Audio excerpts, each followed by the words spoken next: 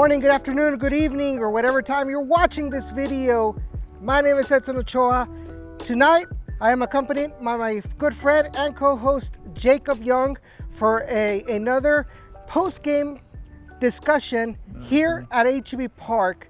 A couple of minutes ago, RGVFC rescued a point against Las Vegas Lights at HEB Park in a really good show out for the home fans. 100%, absolutely a phenomenal crowd. I mean, you couldn't have asked for a better atmosphere. I think a little bit more fans, but that's just, that's asking for more and more once you get a little bit of that taste of how electric the fans were too. I mean, it wasn't just like kind of a dead atmosphere, sort of. Like, fans can show up to any sporting event that they want, but sometimes you see that and like the fans aren't actually getting into it. They were into this game. We heard a lot of that from the press conference, from the players. They said that exact same thing. That was a major thing. And then of course, it goes back to how well the team did play. Yes, it was a sloppy first half. It was a sloppy start to this game too. I know that we want to get into it a little bit more, but it was one of those situations where when RGVFC had chances, the crowd got behind them. And when RGVFC took advantage of those chances, those opportunities, Ricky Ruiz's goal, then that crowd, they really exploded, got excited, got relieved that, of course, at least we were going to get 1 point back. But it was one of those situations where the fans really helped this team out for at least tonight. Yeah, I really agree. I think the fans were electric. They pressured the referee. They pressured the opposing team when they started to, create some insane fouls against our players, or when they started to, drop onto the field. Yeah. So the pressure was there, and really enjoyed that. But our focus is to what happened inside this pitch. So right off the bat, Jacob, surprising starting 11.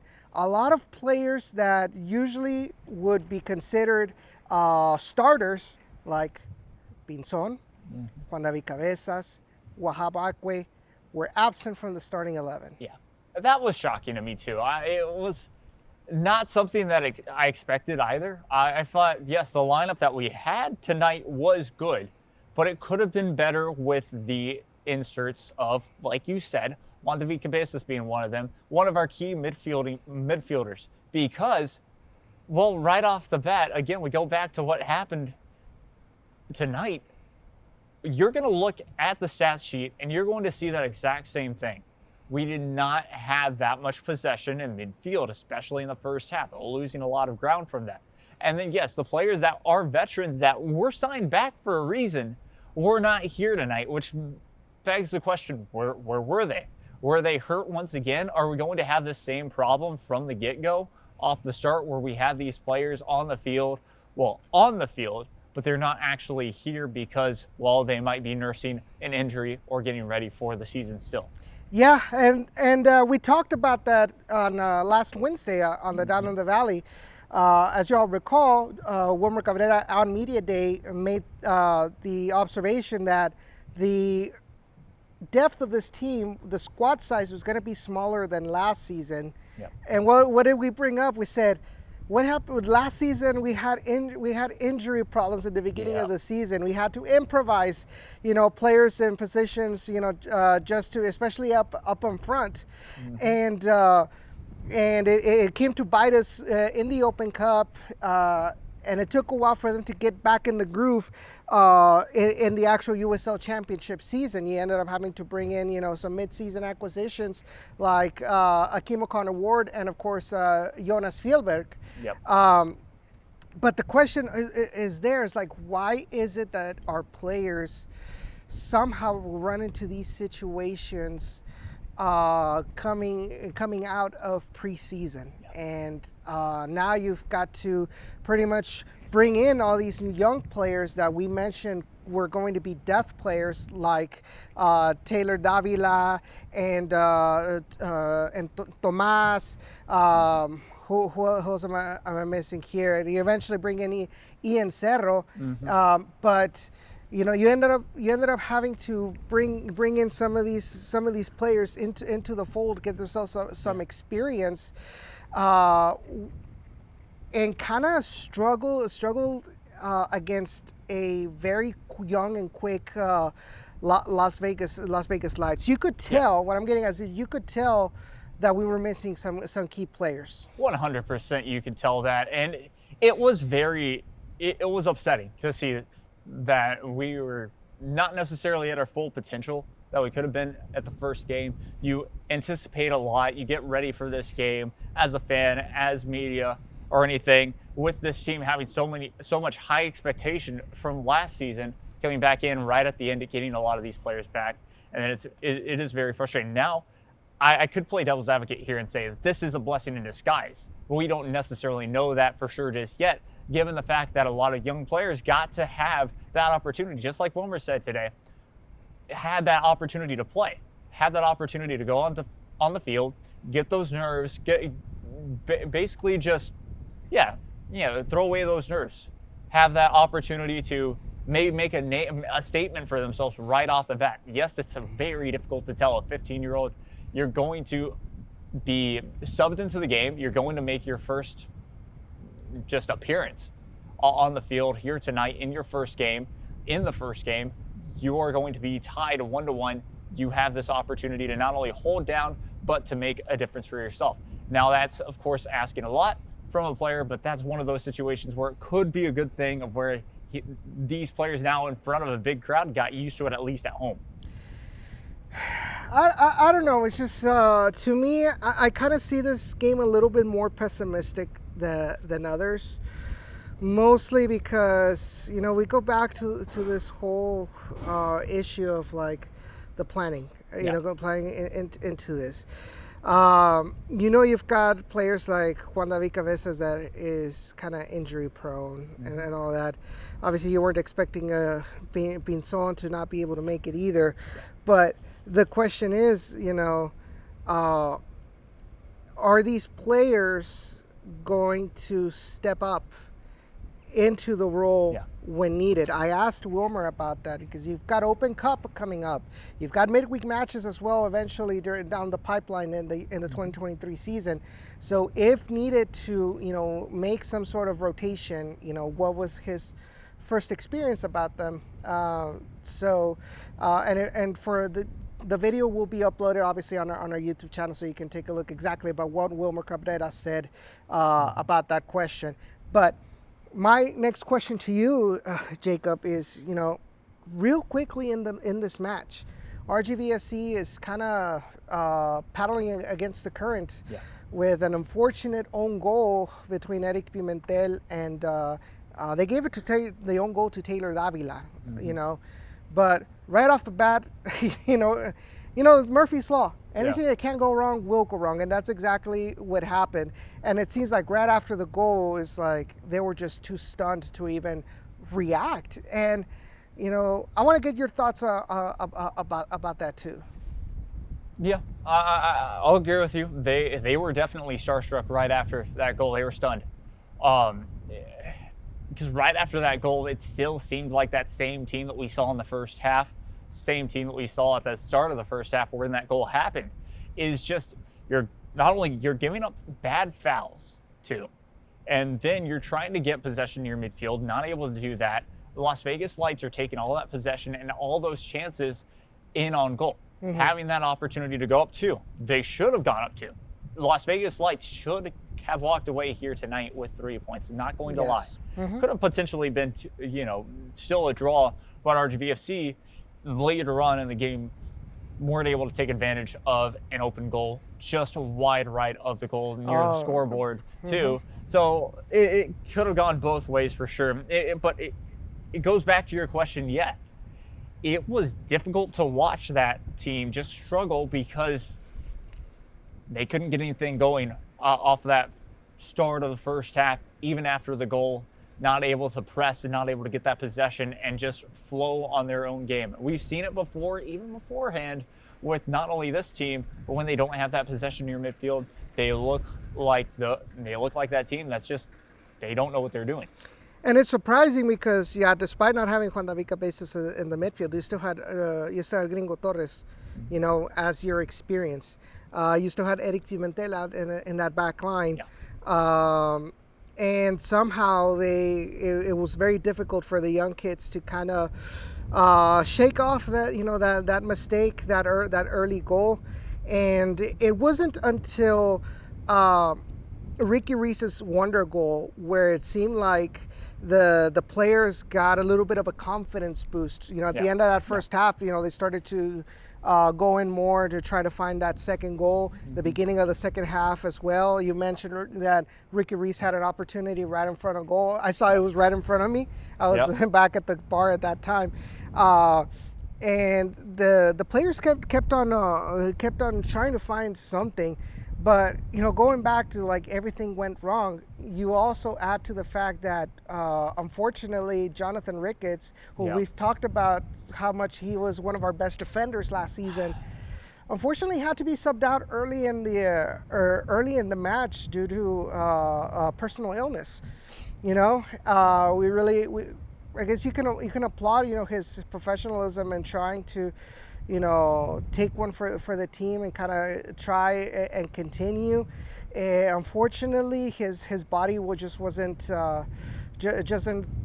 helping him, and you had to bring in Eric Kinsner into the fold, bring out Frank Nolarse out as a right back, if I'm not mistaken, in place of Jonathan Ricketts.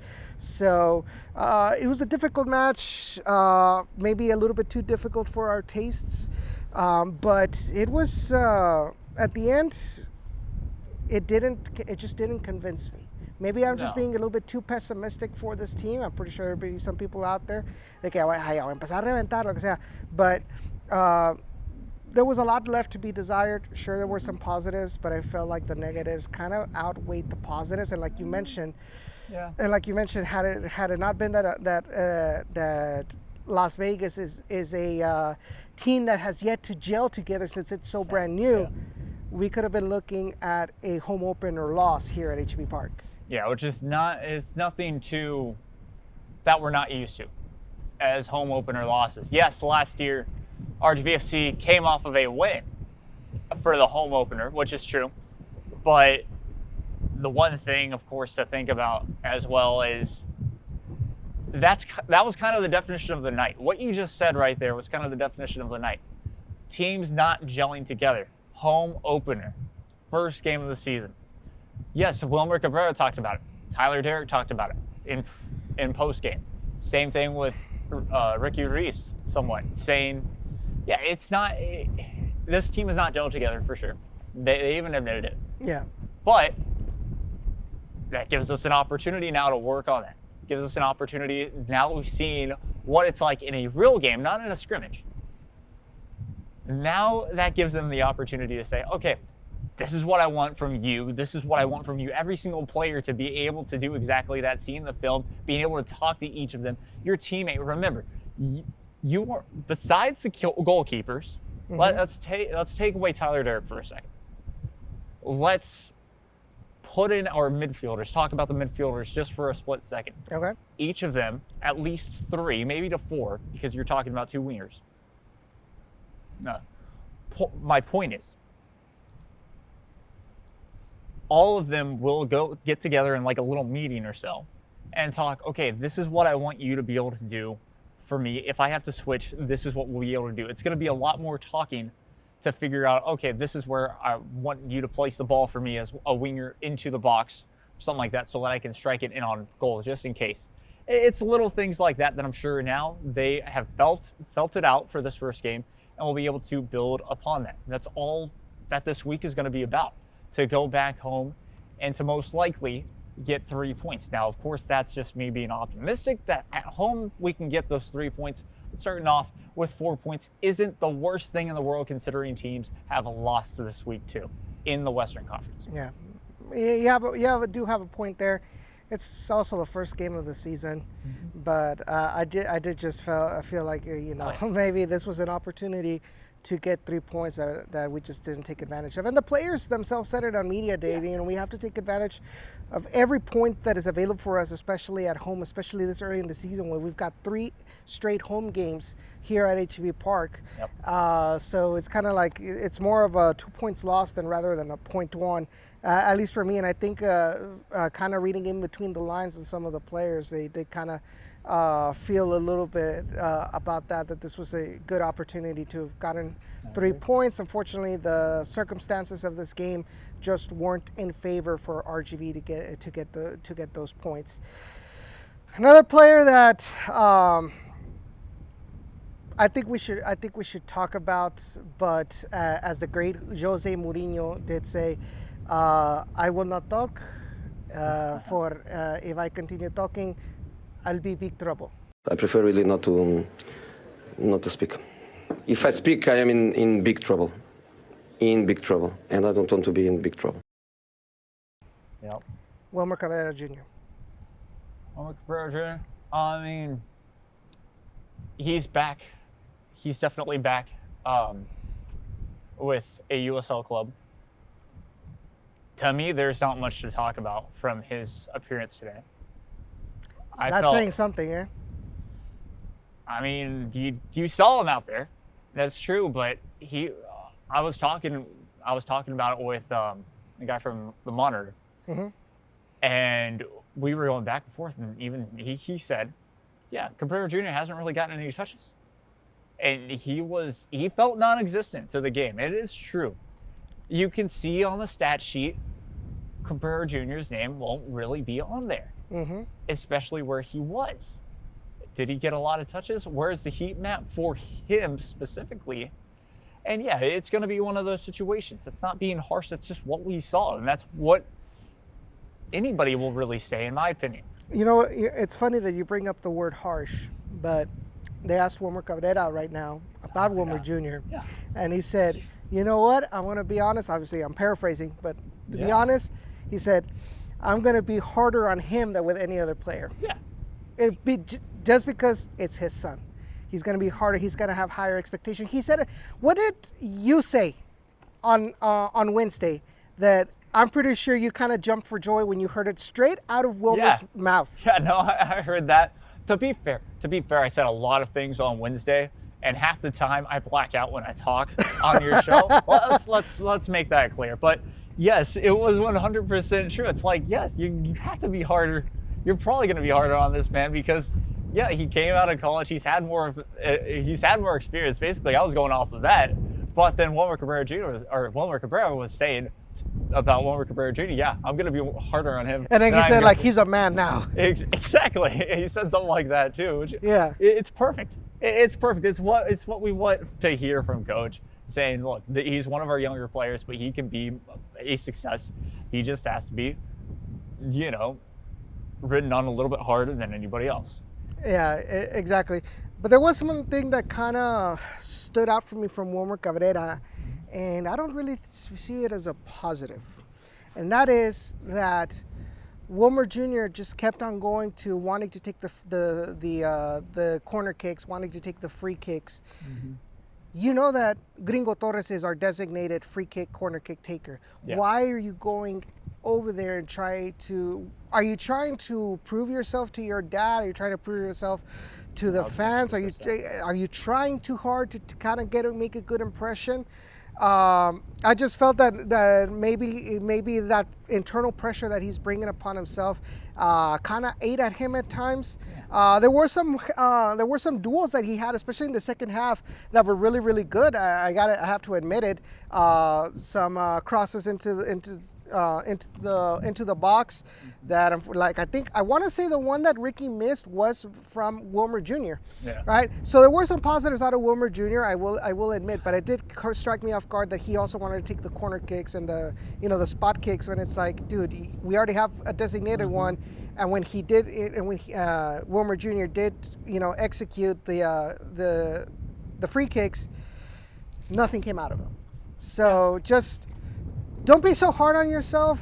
Just do what you know what you're doing. If you didn't, like I said, we don't know exactly what was practiced throughout most of preseason, but what I saw from Austin against Austin FC 2, all corners, all free kicks were done by Gringo Torres. So just let him do his job, and try to find a way how to kind of help in that other aspect, rather than staying over there and you've got one less player in the box or outside the box to get an opportunity on goal.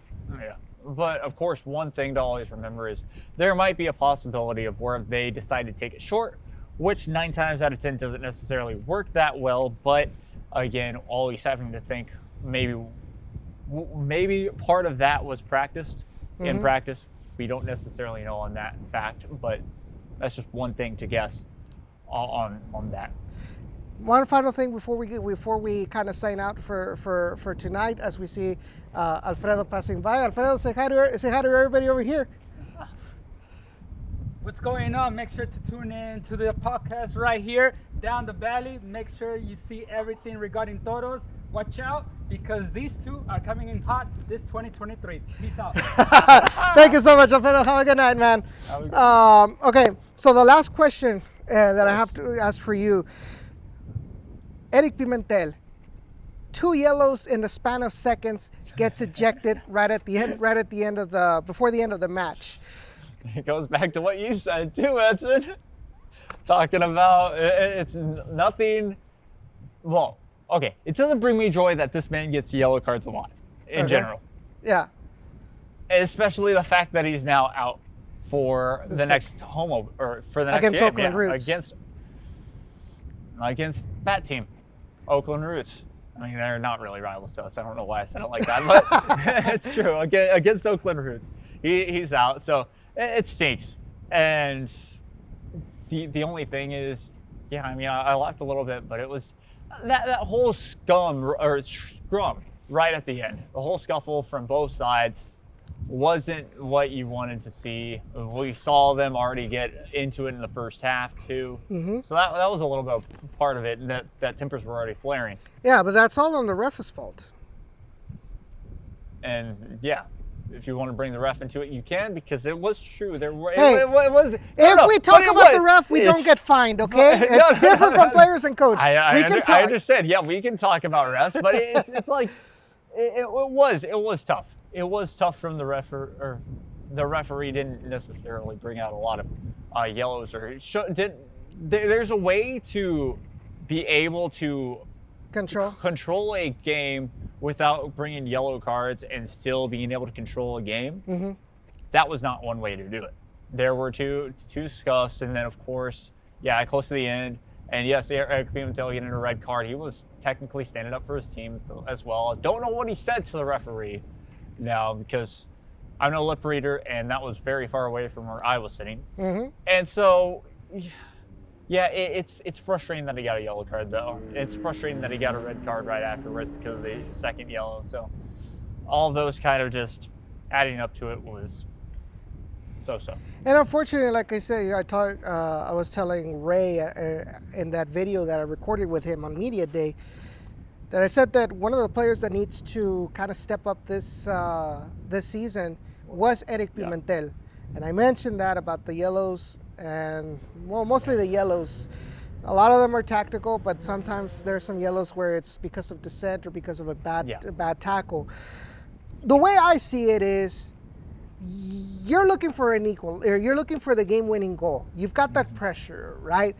The referee has already called the foul against, I believe it was Wilmer Jr. Because let's be honest, that was a direct hit to the head. You could say, oh, he kind of exaggerated, maybe, but that was still a hit to the head. And with today's concussion protocols, you can't take it for granted. You're lucky that you don't get sent off because of a headbutt or something like that. But it wasn't intentional. I mean, he was trying to go for an in-the-air volley, but 9 times out of 10, that's exactly what's going to happen. You miss the ball, or something, and you end up hitting, or the defender anticipates, and you end up hitting in the head instead of the ball.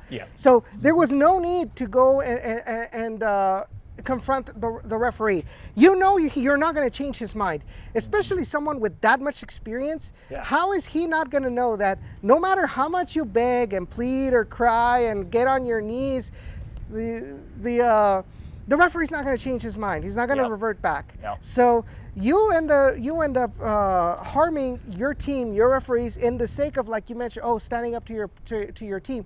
Well, you've put them one man down for the last couple of minutes into the match. Yeah. So that kind of hit against them, and it goes back to what I'm saying. These kind of decisions that make me question, whether if Eric Pimentel is that leader that RGV needs, that is going to be consistent game after game, and it's not going to make these kind of dumb decisions. Yeah, very frustrating indeed. It just reminds me of kind of last year. We've had a similar conversation, not necessarily, maybe it wasn't about Eric Pimentel. Mm-hmm. Maybe it was about somebody else, Emilio Icaza. But it's that same deal of, like, you don't need to make those unnecessary aggressive yellow cards. Yes, tactical fouls are good. Tactical fouls are okay. That means that somebody screwed up on the defensive side. You need to track them down, and you need to be the one to save the day. Just like, of course, Kellyan Acosta versus Gareth Bale during the Wales game. Gareth Bale, if he scores that goal, USA probably not moving on out of the group. Yeah. Simple as that. So it's those examples of, you have to be smart with it. Eric Pimentel was not smart with it this game. He's sent off for a game already with 2 yellow cards in his back pocket in the USL Championship. Those are definitely not going away just because he got a red card. I'm almost more than positive about that. We'll have to double check. Mm-hmm. Yeah, but it's frustrating. You have to be a leader, and he doesn't seem like he's being a leader right now. If you're going to be that one guy that, yes, you stand up for a team, foul was called, the referee's not going to say, nope, that's not a foul, actually. We're going back the other way. And in fact, he's got to be the ones that's got to be, all right, hey, no, come over here. Exactly. He wasn't that guy. And sure enough, we had other players kind of that were upset, but he was the one that came in and did it instead. So it's frustrating. Yeah, but unfortunately, it is what it is. RGVFC, like I said, had to rescue a point against Las Vegas Lights.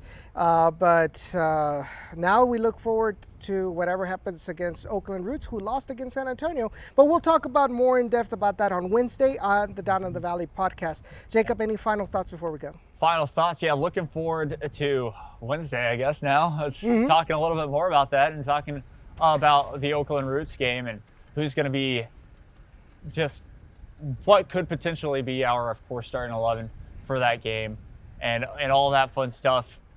Yes, 1-1 draw, left a little bit to be desired for, but like Tyler Derrick said, like everyone really said tonight, it's only that first game, and it seems like they'll get better during practice and improve every single game from here on out. Well, guys, that's going to be it from us tonight here at HEB Park. Just a quick reminder, we go live every Wednesday at 8 p.m. on youtube.com/downinthevalley and on our Facebook page, facebook.com/downintheRGV, and of course Twitch at downintheRGV as well. So any one of those platforms, you can check us out. You can also check out the audio podcast on the Spotify, Google Podcasts, Apple Podcasts. I would say Anchor, but they got bought out by Spotify. But Amazon Music as well, and TuneIn Radio. So check out the podcast there as well. But from us, that's going to be it for tonight. Y'all have a safe spring break. Don't get too crazy. We want to see y'all here next Sunday here at HEB Park as the Toros take on Oakland Roots in the second week of the USL Championship season. Have a good night.